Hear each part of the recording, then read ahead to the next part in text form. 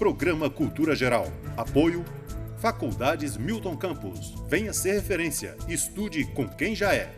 E IEPREV, em defesa da Previdência.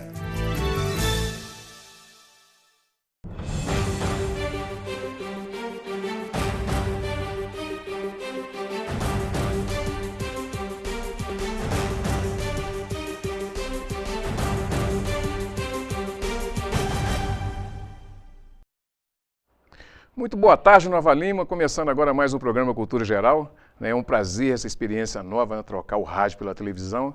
A gente está aqui na TV Banqueta, continuando com aquela pauta super espetacular, que é a pauta da OAB. Todas as segundas-feiras e discutindo assuntos relevantes aqui para a população, não só de Nova Lima, como para o Brasil inteiro. Bom, hoje nós estamos recebendo aqui o meu grande amigo João Rafael, né? Está aqui voltando no programa. Vamos estrear aqui mais uma vez a pauta da OAB, só que agora na televisão. Estamos recebendo também aqui o Dr. Felipe Albergaria, vamos bater um papo super legal aqui. E esse cara que já é titular do programa há muito tempo, que é o Lucas Alvarenga, nós vamos bater um papo super legal sobre vínculo aqui empregatício com revendedores aí de produtos. Bom, começando agora o programa Cultura Geral, queria aqui, em primeiro lugar, dar as boas-vindas ao meu amigo João Rafael. Seja muito bem-vindo aqui ao programa, mais uma vez, né, João? E a gente tentar fazer um programa assim como... É engraçado que você tá chegando e está saindo ao mesmo tempo, vai ficar um tempo de férias, né? Mas já está trazendo o Dr. Felipe aí para substituir a contento aí essa pauta da OAB que é tão importante. Seja muito bem-vindo ao programa, meu querido amigo. Ô Betão, muito obrigado aí.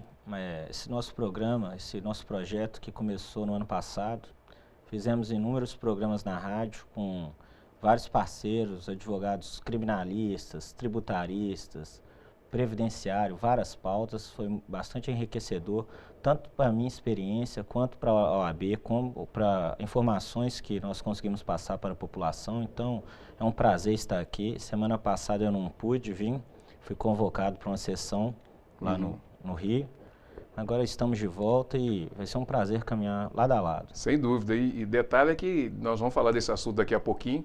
Teve punição lá no STJD, né? Teve punição. Depois nós vamos falar sobre. Vamos falar um pouquinho também aqui do São Januário, desse incidente que teve também no Rio de Janeiro entre Cruzeiro e entre Flamengo e Vasco e tal. E a gente vai trocar nesse assunto. Não vou falar nada do Vila Nova, porque logo depois do meu programa começa o programa de esportes aqui da TV Banqueta. Bom, doutor Felipe, seja muito bem-vindo aqui ao programa. O senhor que vai ser o titular da pasta agora, carregar essa responsabilidade. Aqui o programa é um programa gostoso, um programa assim, é um rádio televisado, né? A gente está tentando fazer sempre o melhor para a população, informar da melhor maneira. Tem uma certa formalidade, mas o programa tem esse cunho também de ser um pouco informal e um pouco sedutor também, porque as pessoas que estão do outro lado da câmera, tá do lado de lá, não pode sentir só essa imagem fria. A gente tem que passar contagiar essas pessoas, passar essa emoção para as pessoas também. Então seja muito bem-vindo aqui ao programa, é um prazer te receber aqui e é com carinho muito grande que a TV Banqueta e o Cultura Geral te recebe aqui. Gostaria de agradecer a oportunidade, Betão, e estou muito honrado em fazer parte aqui desse programa e espero fazer jus pela oportunidade que vocês estão me dando aqui.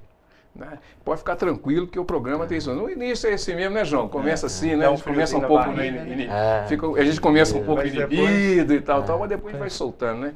Lucas Alvarenga, meu grande amigo e irmão, mais uma vez, seja muito bem-vindo.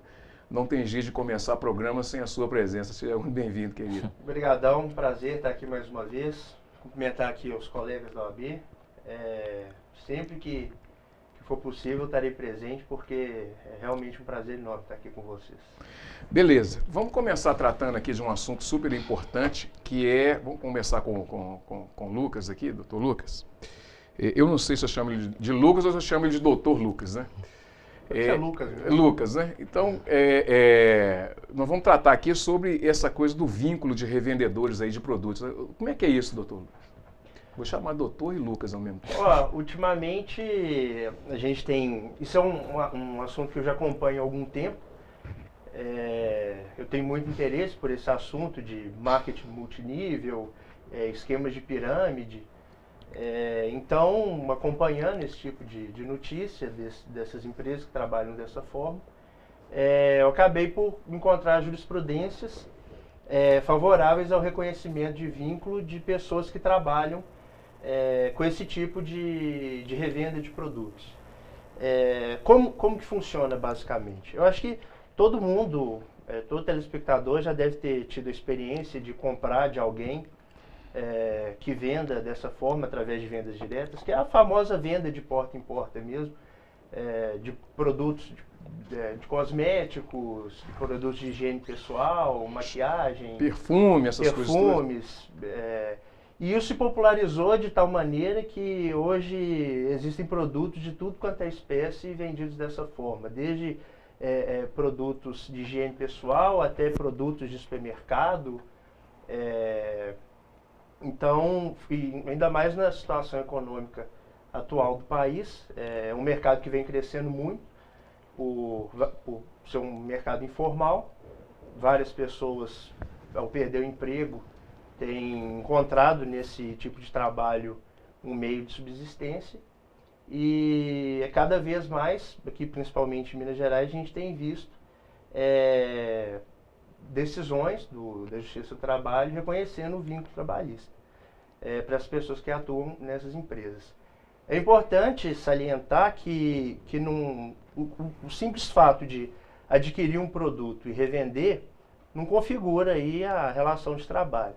Mas a partir do momento em que esse revendedor passa a atuar na dinâmica empresarial, fazendo a ligação entre a empresa e os clientes, entre a empresa e outros revendedores, esse indivíduo acaba atuando como uma extensão da mão da sociedade e demonstrando-se a subordinação dessa forma, a dinâmica empresarial, a justiça acaba por reconhecer o vínculo.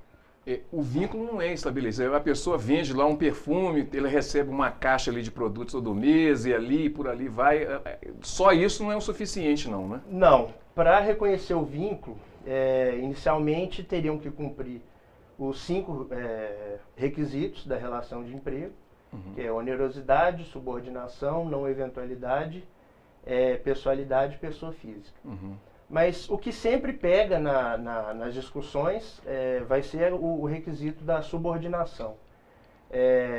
Aí vem aquela questão, ele é um vendedor de natureza autônoma ou, na verdade, ele é um trabalhador que está subordinado, submetido às ingerências da sociedade. E o que vem entendendo, principalmente o TRT aqui de Minas? Que chama, inclusive, teoria estruturalista da subordinação. Que pelo simples fato do indivíduo estar inserido na dinâmica empresarial, ele é subordinado à empresa. Ele é subordinado à empresa.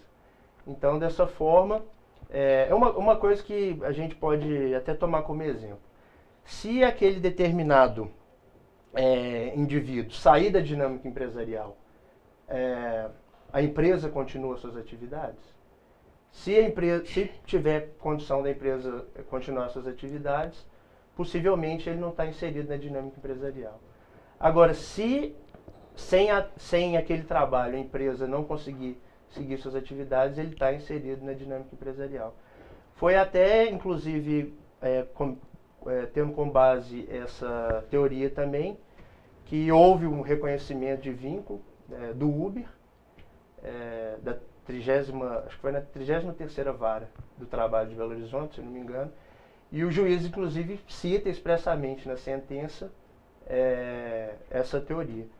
Mas, diferentemente do Uber, o tribunal vem reconhecendo também esse vínculo, vem mantendo as decisões que têm sido tomadas em primeira instância. E o Uber a gente tem visto aí que tem reformado e não reconhecido o vínculo na maioria dos casos. Pois é, doutor João, deixa eu colocar você nessa conversa, que isso é de suma importância, né, a opinião da OAB. Como é que você vê toda essa situação assim? Porque a gente está vivendo um momento no país, né, com o desemprego aí já 2 dígitos, né, e você não tem perspectiva de melhora e tal. Você acha que é recorrente isso, as pessoas caminhar mais para a informalidade, apesar de já ter caído, mas quando cai tão pouco que a gente nem percebe, né? Caminhar para esse campo da informalidade? Com certeza, né?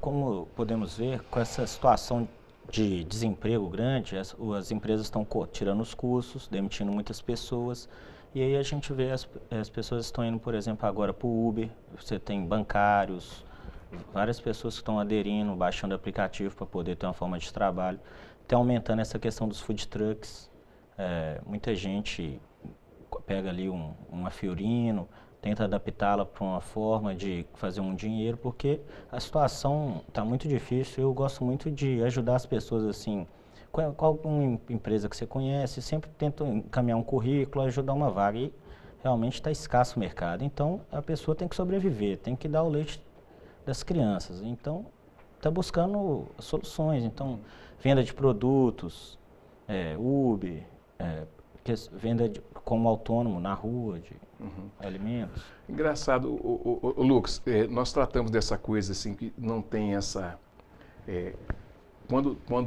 Quando tem essa teoria, quando a teoria ela está vigente, então você reconhece o vínculo, né? Agora, nesse caso do Uber, é diferente porque eu não entendi por que o Uber não entrou nessa... A grande questão vai ser a matéria de prova, realmente.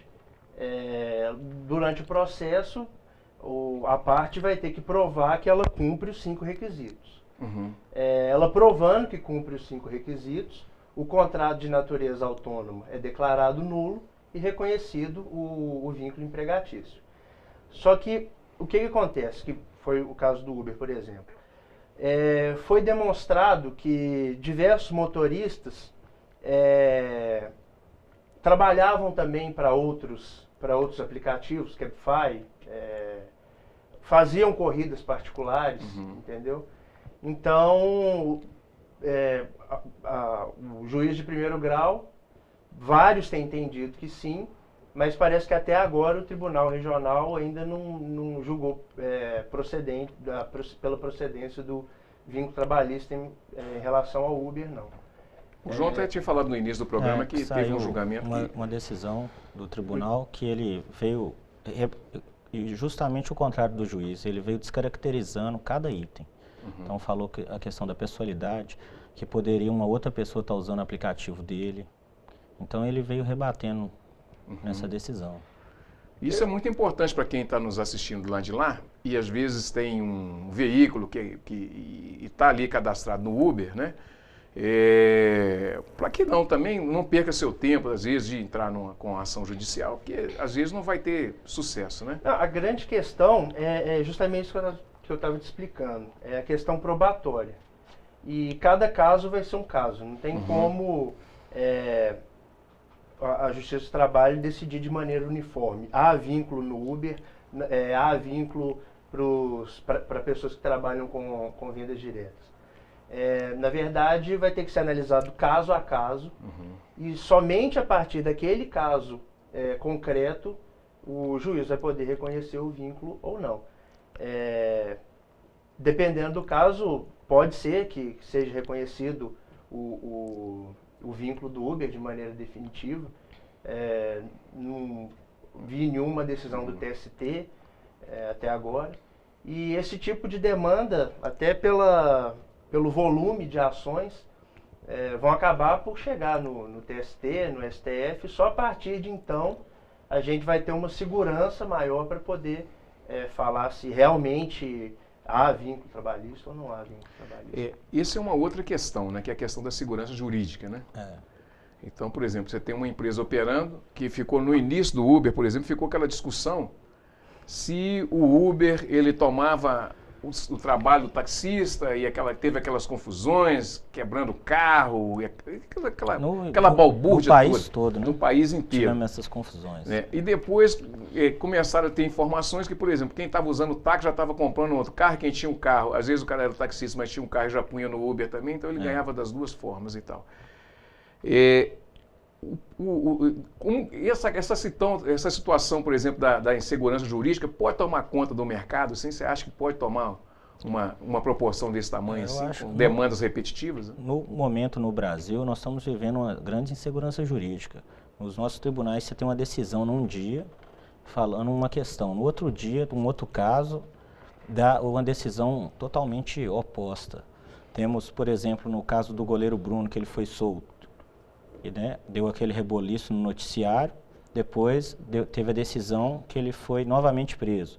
E temos casos de pessoas na Lava Jato que foram soltas e estão mais ou menos na mesma condição do goleiro Bruno, em questão da não possibilidade da sua prisão preventiva, que ele não tem risco de segurança, não está ocultando provas de processo, nenhum dos requisitos da prisão preventiva. Então, eu não vejo, por exemplo, o caso do goleiro Bruno, por que ele está preso se não teve a condenação ainda de segunda instância. Doutor Felipe, já que citou isso aí, como é que o senhor vê essa questão da insegurança jurídica, né? Essas comparações que vira e mexe vem em comparação, né? Por exemplo, no meio jurídico está sempre tendo comparações, um assunto com o outro, uns são mais importantes que o outro é menos importante que um. Como é que o senhor vê tudo isso? Primeiramente, você tem que ter para você prender alguém, você precisa, o requisito, né? Um dos requisitos é a garantia da ordem pública, né? Ela se dá, né? Propriamente, ela se dá, né? Se a pessoa ela é reincidente, né? Ela vai dar, pela reiteração criminosa, essa pessoa já praticou outros crimes. Então, conveniência da instrução do processo. Então, nesse caso, né, não há porquê da prisão, né? Então, é o que está acontecendo. A própria sociedade ela está pedindo muita coisa, né? Ela está cobrando do judiciário, né, do executivo, do próprio legislativo, né? E às vezes as pessoas elas precisam, né, se preparar mais, né? Se preparar mais, estudarem um pouco mais, né? Para se reiterar, para ver como funciona um processo, uma instrução. Uhum. Então, é o que realmente nós estamos precisando fazer, entendeu? Sim. Só para a gente não fugir da temática aqui, eu vi uma matéria na Exame essa semana, eu fiz esse recorte aí só por causa dessa coisa que você citou do goleiro Bruno, né? Uhum. Mas voltando à temática inicial, que é esse reconhecimento de vínculo e tudo, eu estava vendo essa semana na Exame, que foi até no final de semana, uma startup que criou um Uber de mototáxi para poder fugir do trânsito e dar mais dinamicidade às relações mesmo, né, ali de entrega e tal. O caminho é esse mesmo? Você acha, Lucas, que o caminho vai ser por aí mesmo? Essa coisa assim do empreendedorismo, de buscar novas alternativas e tal? Eu acho que numa sociedade ideal, acho que todos têm que ser empreendedores, né? Mas diante da nossa realidade brasileira, eu acho que o caminho não é bem esse. E o direito também, ele não consegue abranger a totalidade das coisas que vão ocorrendo no dia a dia. Com a tecnologia, cada dia tem uma inovação nova e o direito tem que estar atento a essas novas relações sociais que vem surgindo, seja o Uber, seja o marketing multinível. Agora a grande questão é o seguinte: a gente vai prezar... Só cortando aqui, tem gente que não consegue nem ouvir falar em marketing multinível mais. Pois é. Você fala em pirâmide. O que acontece? Vem a tecnologia, o direito não dá conta de regular isso de uma forma dinâmica, rápida o suficiente, e a gente fica nessa situação do que a gente estava falando de insegurança jurídica durante certo tempo. Agora, voltando à pergunta que você tinha me falado, se o caminho é esse aí, eu sinceramente confesso que eu não sei. Mas eu penso o seguinte: numa sociedade desigual como a nossa, numa sociedade com pouco acesso à informação de qualidade igual a nossa, será que você criar um exército de pessoas que estão ali trabalhando de maneira informal, sem ter direitos previdenciários, sem ter os direitos da CLT, será que é o momento para isso? Será que isso não vai causar mais lá na frente uma sobrecarga do SUS? Isso não vai causar lá na frente uma sobrecarga do INSS? Então, eu acho que não existe uma resposta definitiva, porque é um tema de extrema complexidade, mas pelo momento atual que a gente vive hoje, eu acredito que não seja esse o caminho. Apesar da gente ter que estar aberto às inovações, ao empreendedorismo, mas tudo tem que ter um limite, né? Doutor João. O capitalismo é justamente isso, né? As pessoas elas vão buscando formas de ganhar dinheiro e correr atrás, então vão criando, vão surgindo ideias, vão colocando... Eu falo que geralmente você tem que colocar umas 30 ideias em prática para uma funcionar, né? E tem que colocar em prática. Muita gente tem a ideia e não executa, e o mais difícil é executar. Então o capitalismo ele vai criando essas coisas. Hoje em dia você já tem um aplicativo que você pede a manicure, o salão de beleza, tudo como se fosse um sistema do Uber, você pede ali, vai a manicure, faz o serviço, tem a nota também, tem tudo certinho, nas estrelinhas, né, que colocam lá para a nota no aplicativo. Então isso vai criando, as pessoas vão inventando várias formas. Daqui a pouco tem um aplicativo de você comprar um terno, e a pessoa vai criando aquilo. Então o capitalismo a gente não tem como controlá-lo. Então, acho que esse é um caminho que estamos seguindo, mas eu não sei se o mercado vai dar conta até de regular tudo isso. Né? E até de conseguir abarcar tudo isso. Será que os hotéis mesmo vão começar a quebrar com a concorrência do Airbnb? Será que o Airbnb vai ser a melhor opção? Então, isso está hoje nessa febre, né? Todas as pessoas querendo criar aplicativos, é uma forma que está tendo uma rentabilidade muito boa. Então a pessoa vê aquilo ali como uma forma dela ganhar uma oportunidade de um prêmio, né, ganhar na loteria. Os aplicativos hoje estão valendo bilhões até, né? Bom, deixa eu mudar de assunto um pouquinho aqui. Ô João, sou presidente da OAB Jovem, está saindo agora e tal. Como é que você avalia todo o trabalho que foi feito da OAB Jovem nesse período todo que você ficou lá? Pois é, Betão, porque eu falo que a OAB Jovem é a comissão mais importante dentro da OAB. O jovem advogado, ele estuda 5 anos e dentro da faculdade a gente não vê coisas como manter um escritório, a tributação que você paga. Hoje, com um escritório, você é contador, você é um RH, porque você lida ali com pessoas, então você contrata às vezes a sua secretária, contrata uma pessoa da limpeza, às vezes dá um confronto entre as duas, então você tem que saber conversar, tudo isso. Então, a OAB Jovem ela vem para ajudar o advogado iniciante. Quando ele também é contratado num grande escritório, também ele passa por dificuldades. Tem questão da exploração, muito escritório que acaba explorando. Então, a OAB Jovem vem dar esse suporte para o jovem advogado. E na OAB, no seu estatuto, é considerado jovem advogado do momento da sua inscrição até 5 anos de inscrição. Eu completei 5 anos de inscrição agora recente, então eu estou partindo aí para outras comissões. Eu já faço parte da Comissão de Direito Desportivo, faço parte da Comissão de Igualdade Racial, que é um trabalho muito importante que o Dr. Gilberto Silva vem fazendo à frente da OAB. Aí eu agora estou passando a OAB Jovem. Fizemos muitos trabalhos, né? Fizemos uma campanha de valorização dos honorários. A própria montar a comissão e criá-la foi um trabalho bem difícil. Você tem que trazer as pessoas para participarem da OAB e não é um trabalho remunerado, né? Sim. A pessoa se dedica ali em prol da classe. Então é difícil, mas é bem gratificante. Conseguimos criar essa pauta, né, João? Toda segunda. Criamos essa pauta, fizemos programa no rádio.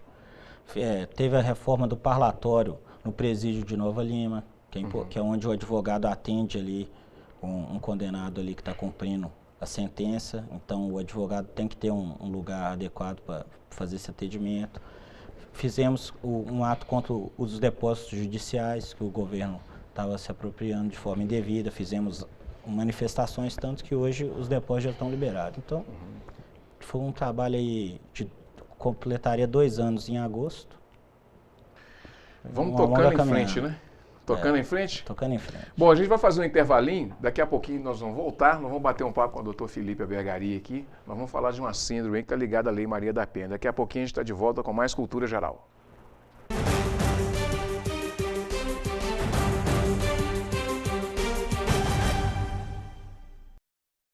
Sou a favor da reforma da Previdência, sim, porque está em jogo a aposentadoria dos que estão aposentados e dos que estão para se aposentar.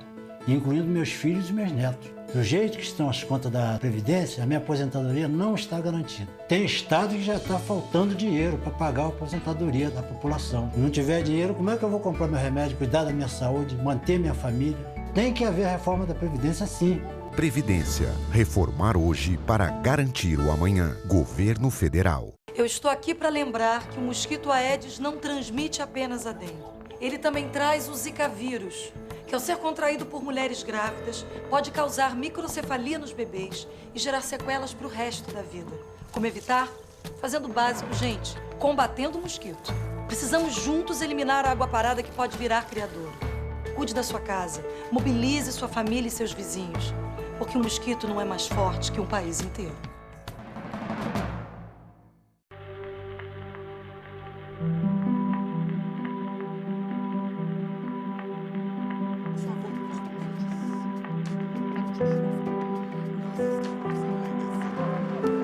Fizemos muito mais que uma programação inédita que agrada a você. Fizemos uma nova programação que agrada a todo mundo.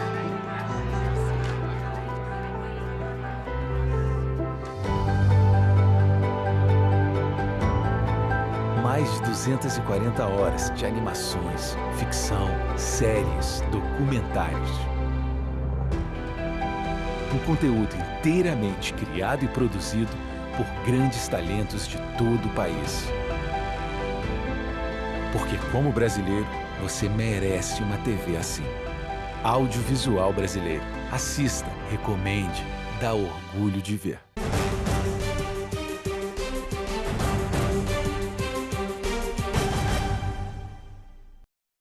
Voltando com o programa Cultura Geral, nós vamos bater um papo com o doutor Felipe Albergaria. Tá todo mundo falando isso. Cuidado na hora de você falar para você não virar meme na internet, hein? Síndrome da mulher de Potifar. Doutor Felipe Albergaria, o que isso está relacionado com a Lei Maria da Penha? Essa teoria, essa síndrome, ela está ligada ao crime de denunciação caluniosa. Ela é baseada na história de José do Egito, né? Na Bíblia, né? José do Egito ele foi vendido pelos irmãos como escravo, né? Para Potifar, para a família de Potifar. E Potifar, como a ordem natural das coisas, ele começou a prosperar dentro da casa de Potifar. E assim que ele começou a prosperar dentro da casa de Potifar, a mulher de Potifar se apaixona com ele. E ela tenta ter um relacionamento íntimo com José. Todavia, José, ele fala não, ele recusa qualquer forma de aproximação entre os dois. Dessa maneira, ela, como ato de vingança, ela rasga as vestes de José e mostra a Potifar, né? E Potifar fala: poxa, José, por que o senhor fez isso? Tal? Eu te dei tudo, estou te ajudando. E Potifar prende José, né? Por causa desse ato. E essa teoria, né, é para fundamentar a denunciação caluniosa, né? Dentro da Lei Maria da Penha. E agora, que ela é muito antiga, que ela vem da Bíblia, né? Uhum. Mas ela é muito atual também, porque isso acontece muito dentro das relações domésticas.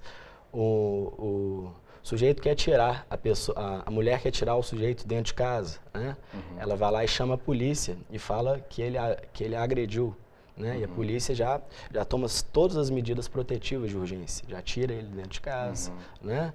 E já faz com que ele seja preso injustamente, uhum, né? Então o delegado de polícia ele tem que estar muito atento, né? Durante a oitiva. O advogado tem que estar atento, né, na produção das provas, no próprio inquérito de polícia, né? Nós temos uma súmula vinculante que você pode fazer vários questionamentos, né? E todos os operadores de direito, tanto o juiz, o promotor, o advogado, eles têm que estar atentos para não deixar isso passar. O advogado, né, na defesa do seu cliente, né? E também como assistente de acusação também, dependendo do caso, né? É um tema, é uma teoria, né? Sim. Uma teoria que é da Bíblia, né? Sim. Que é muito bacana. E ela está super atual hoje, né? Sem sombra de dúvida. O que a gente precisa fazer um recorte, que é muito importante, é que a Lei Maria da Penha é uma conquista das mulheres, né? Isso aí é uma conquista, só não pode ser usada de forma errada, mas que é uma conquista que tem que ser valorizada e tudo, apesar da gente ter relatos e ter estudos também, que ela, de fato, ela entrou em vigor em um determinado tempo, mas não resolveu o problema de fato da violência contra a mulher, né? Mas não deixa de ser uma vitória para a mulher, tá certo? Doutor João, mais uma vez, né? A gente está sempre falando disso, sempre coloca a OAB nessa discussão toda, né? O fato da Lei Maria da Penha ser uma evolução, ela também não pode dar esse revés, né? Que usar dessa lei como uma arma para poder atingir outra pessoa, né? A OAB ela sempre defendeu muito essa questão da Lei Maria da Penha. E ela sendo usada da forma que ela foi legislada, né? Porque temos muitas vezes, eu já atuei em ações na Vara da Maria da Penha, até como advogado dativo, quando você é nomeado pelo juiz, e já aconteceu de brigas pessoais serem levadas para a audiência ali, né? Virar um processo levado para a justiça. Então, uma vez, o juiz interrompeu a audiência e falou assim: olha aqui, minha senhora, você está trazendo aqui, está perdendo o tempo do juiz, o meu tempo, está perdendo o tempo do promotor, perdendo o tempo aqui do advogado para uma discussão de vocês, que era uma coisa interna do casal. Então, tem que ficar atento para não termos todo processo gera um custo, gera um gasto, gera uma energia mesmo, né, que a pessoa que responde por aquilo. Então tem que tomar muito cuidado. E também da outra forma, as pessoas não podem ficar caladas. Se a mulher estiver sofrendo agressões, tiver ameaças, sendo coagida, ela tem que ir lá e fazer a denúncia, né, nos órgãos especializados. Doutor Felipe, como é que o senhor vê a Lei Maria da Penha? É uma conquista, é uma vitória das mulheres, mas existe, na realidade, um comportamento social que ainda não entendeu esse tipo. E eu faço até uma outra colocação, é que para discutir de fato a Lei Maria da Penha, acho que a gente não tem nem tanta legitimidade, porque deveria ter uma mulher aqui, né, para a gente poder discutir isso, porque fica 3 ou 4 homens aqui discutindo a Lei Maria da Penha, não tem jeito. Mas como é que esse recorte, como é que você faz assim da evolução da Lei Maria da Penha? A Lei Maria da Penha é uma conquista, né? Sim. Para todas as mulheres, para todos nós, né? Mas ela tem que ser vista sob a ótica da Constituição, né? Realmente, né? A gente tem que proteger a mulher de qualquer abuso, né? Qualquer forma de agressão. Qualquer forma de agressão, ela tem que ser erradicada. Isso não pode acontecer, né? É um pensamento arcaico, isso, né? Todavia, isso os advogados, né, os promotores e os juízes e a própria população tem que ficar a par que podem ocorrer abusos. E esses abusos também têm que ser erradicados, né? E por isso que serve o advogado, por isso que serve o OAB, para defender esses abusos, entendeu? Bom, é isso mesmo. Interessante a gente citar aqui também, colocar, eu estava vendo na própria revista Exame, essa semana, uma informação que as mulheres ainda hoje recebem 23,6% a menos do salário dos homens. Então existe uma luta muito grande aí por vir, né? Existe uma batalha muito grande a ser vencida aí pelas mulheres. Gente, para a gente encerrar o programa, assim, já está caminhando para o final, eu queria só dar um toque aqui, perguntar para o doutor Lucas, sobre a reforma trabalhista. Não vai dar tempo da gente tratar da reforma trabalhista, mas como vai ser, essa semana vai ser uma semana decisiva, a reforma trabalhista, ela tem alguma vitória para o trabalhador? Olha, não, acredito que não. A parte material da legislação, é óbvio que tem alguma coisa até que possa ser um benefício, traz vários outros malefícios também, mas o que me preocupa de verdade é a matéria processual que está sendo reformada. porque é escancarado que a intenção é diminuir o acesso do trabalhador à justiça do trabalho. Isso é nítido. Eles estão querendo colocar um teto para a justiça gratuita, para o pedido de justiça gratuita, condenação em honorário de sucumbência recíproco. O trabalhador vai ter que pagar pela perícia, mesmo se ele perder, for sucumbente na perícia e tiver algum ganho ao final do processo, tiver êxito de algum valor no final do processo, esse valor da perícia vai poder ser abatido do êxito da ação. Então, o que eu tenho visto e o que mais me preocupa é justamente esse acesso à justiça. Eu até acredito que a Justiça do Trabalho vai decidir de forma contrária a aplicação de algumas desses artigos, mas fica aí, mais uma vez, insegurança jurídica, né? Ninguém pode afirmar ao certo o que vai acontecer. João, você falou tudo? Ele falou tudo? E essa questão, novamente, né, da insegurança jurídica. Temos um governo instável, os deputados, muitos também, a questão está instável, de todo o parlamento, toda a questão dos governos. Então está bastante difícil aqui no Brasil, né? Os tribunais também têm uma insegurança jurídica grande. E a reforma, na forma que o Dr. Lucas falou, também vejo o trabalhador é o grande perdedor nessa questão. Para as pessoas que vão se arriscar a empreender, às vezes pode facilitar, mas o trabalhador não pode ser sacrificado em prol disso, né? Então... Pois é, tem coisas que a gente estava discutindo aqui, por exemplo, semana passada, a questão da reforma da Previdência. O governo tem um passivo de 458 bilhões e fala que tem um rombo de 150. E aí vai pesar sempre nas costas de quem? Nas costas do trabalhador, da pessoa que precisa da Previdência, né? E a reforma trabalhista não tem nada diferente disso, vai sempre pesar nas costas do trabalhador. O doutor Felipe, eu não sei se você tem alguma opinião formada sobre isso, mas você enxerga a reforma trabalhista também como uma forma de jogar na conta do trabalhador a responsabilidade pelas más administrações? Sim. Acho que sim, porque quem vai perder com a reforma trabalhista é o próprio trabalhador. É o próprio trabalhador, realmente a pessoa que vai empreender, que está empreendendo, que então vai começar uma empresa, ela vai lucrar com isso no final, né? Então, pode ser também, se o negócio não der certo, ela vai voltar a ser empregada no mercado também, né? Então, assim, pode ser um tiro no pé também para quem acha, quem pensa dessa forma. Nem sempre empreender é o melhor, né? Às vezes é. É mais difícil, né? A pessoa tocar tudo aquilo, correr atrás do cliente, fazer o marketing. Tem pessoas que não gostam de fazer um trabalho ali mais paulatino. Eu estava até lendo uma reportagem interessante esses dias, até esqueci o canal, mas vi no Facebook. O texto falava justamente que empreender virou a antiga banda de garagem. Uhum. Todo mundo quer empreender, todo mundo quer criar uma startup, quer investir num site, quer abrir um food truck. Mas eles não têm nem ideia do tanto que isso é difícil. Uhum. Então, na primeira barreira que a pessoa acaba encontrando, ela desiste de tudo e deixa aquilo de lado.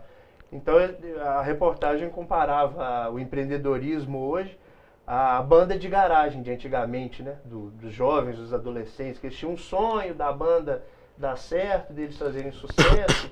E é o que tem acontecido hoje na área do empreendedorismo aí. Os famosos empreendedores de palco, que eles chamam, né? Empreendedores de palco.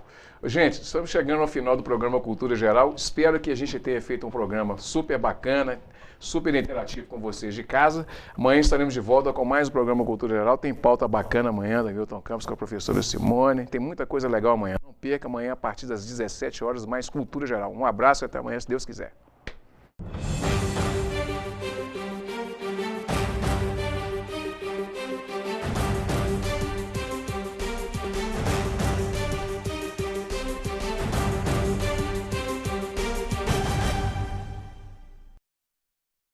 Programa Cultura Geral. Apoio Faculdades Milton Campos. Venha ser referência. Estude com quem já é.